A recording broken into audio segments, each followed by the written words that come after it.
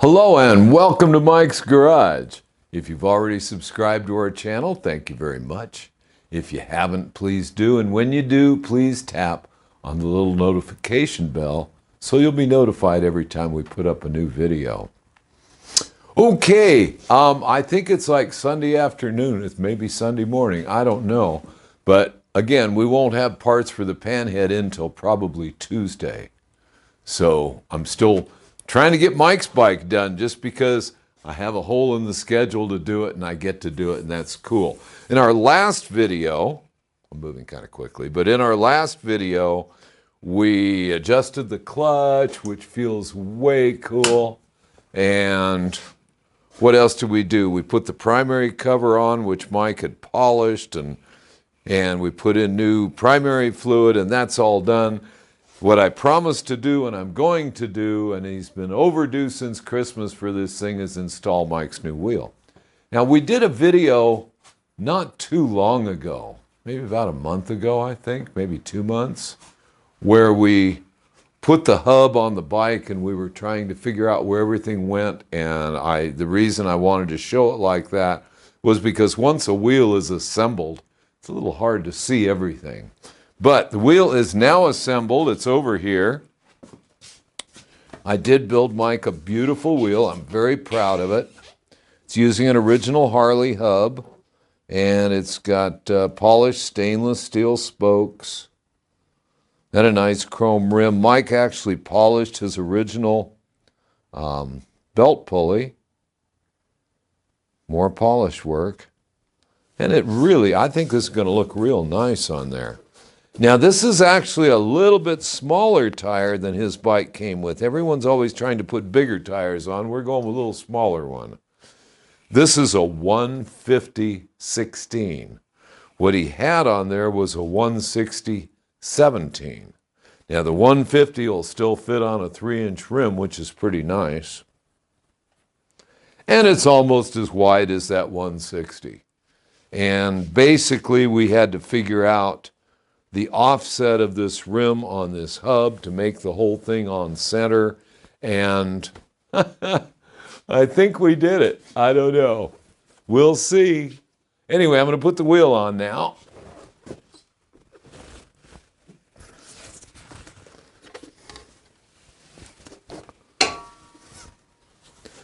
And there it is. And I'll put the belt on it. That'll keep it from falling off the lift.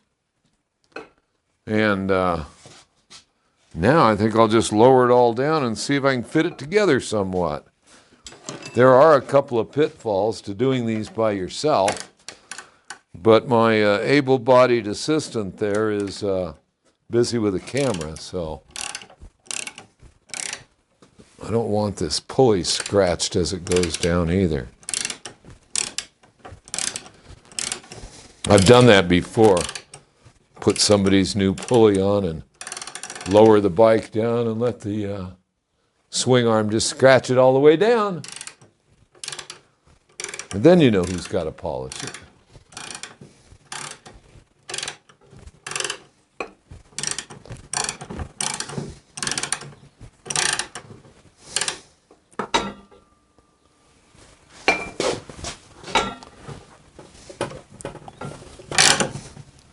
I really don't like this jack.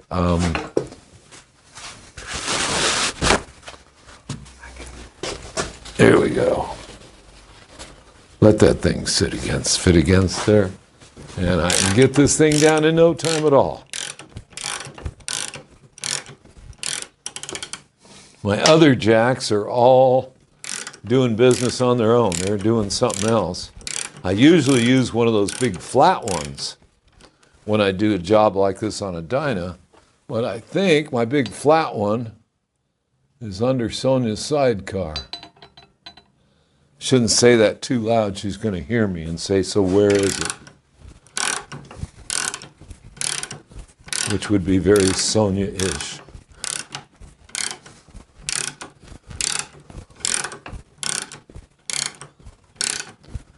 Yeah, it's only another block and a half down there. Anyway.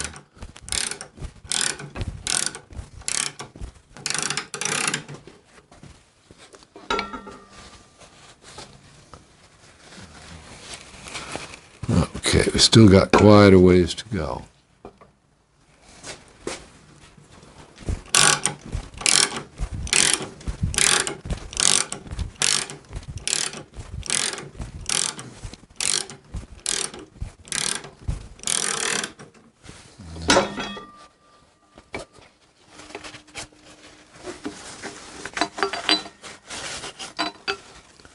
Okay, now we're getting close, which is great.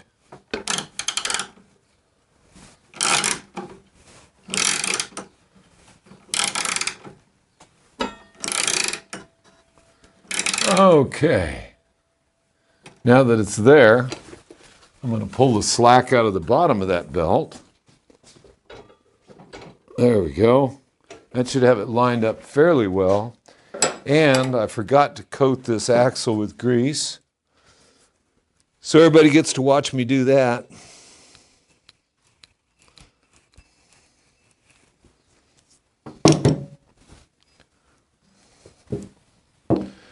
And I'll get the question, why didn't you use anti-seize? Because I used grease. What a perfect answer. No, anti-seize is wonderful. Grease is wonderful. You just don't want it rusting. You want everything to stay movable so you can, next time you pull a wheel off, it comes off nicely. And this grease I use, I guess, is a little bit special. I buy it at the auto parts store, and what it is it's grease for trailer bearings. And the reason I use that is because it'll withstand water. People are always taking their trailers through creeks and backing their boats into the lake or the river or wherever they go to play. And it's not too good. Okay, let's see here.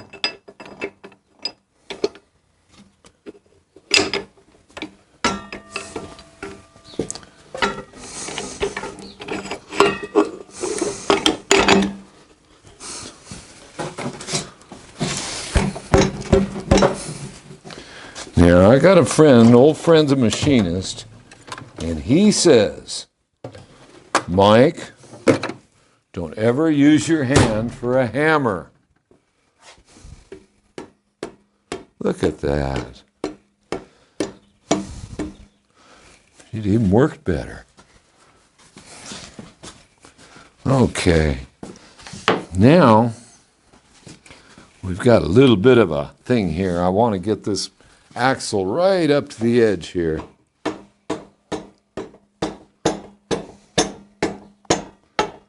There it is. And I'm going to put this spacer in there and get the axle to hold it in place. My. Excuse me. Now I'm going to put the caliper bracket in place, if I can. Let's see if I can slide that wheel all the way to the left so that I have all the room to do that. Well, that went pretty far, and it went pretty well. So I'll back that axle up again. And if I'm real lucky, this caliper bracket's going to slide right in place.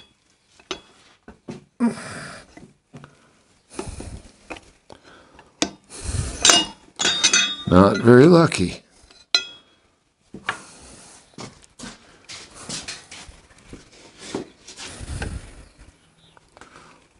I think I'm going to let this down just a little bit to keep it from turning. Then I think I can slide that in there. Maybe.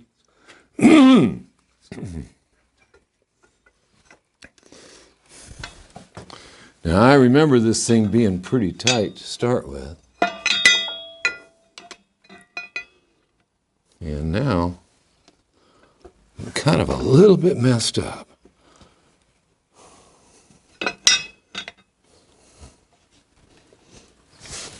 Boy, it's just about there. Not quite. I think I'm going to get a pry bar.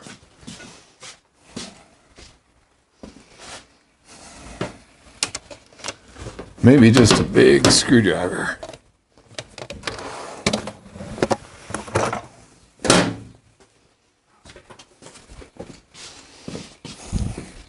Now usually Mike and I do stuff like this together, but when we're trying to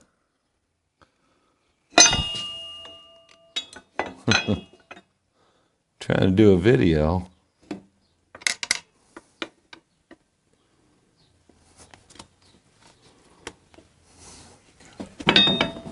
I've got it, but it's not quite. There it is.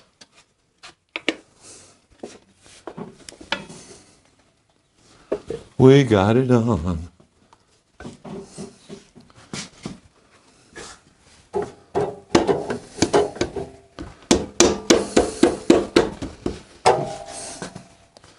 Get the shock out of the way.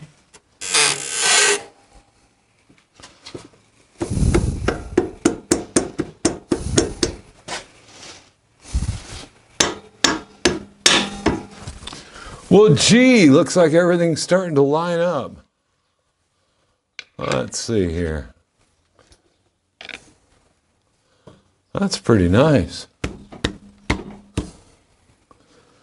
Now, if I was me, I'd walk over to the other side here and just kind of tap that axle into place. Shock and amazement. There it is. All right. Now, you try doing that on camera. Let's have everybody try to do that on camera. I want an Oscar for that.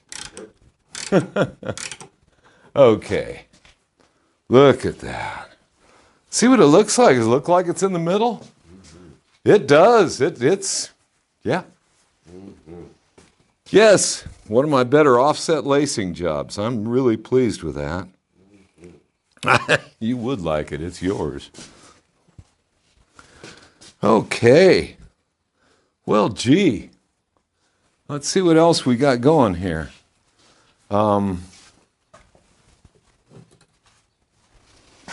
Let's see if we got it. Well, that's about where it must have been. Yep. And we'll give this one a shot. That one could come back a little further. And we'll get all that aligned. I think, let's see. Yeah, we need to take it back quite a bit. Let me get the appropriate tool here. I had an Allen wrench on a ratchet down here. I think, I don't know where it went.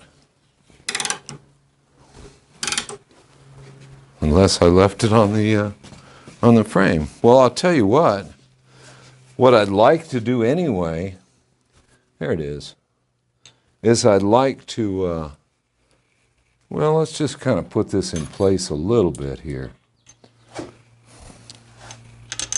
The wheel is on.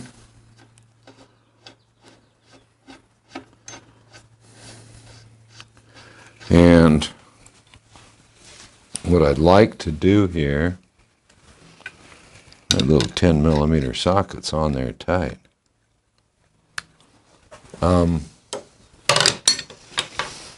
Is line it up, and then we'll set the tension. I think we'll show that in the next video because this is now on and looking pretty good. And what I'd like to do is, again, show it in the next video as far as the alignment of this wheel. And then we'll put the brake caliper and pads back on it and be done. So we'll do that in the next video. So until then, let's see you out on the road.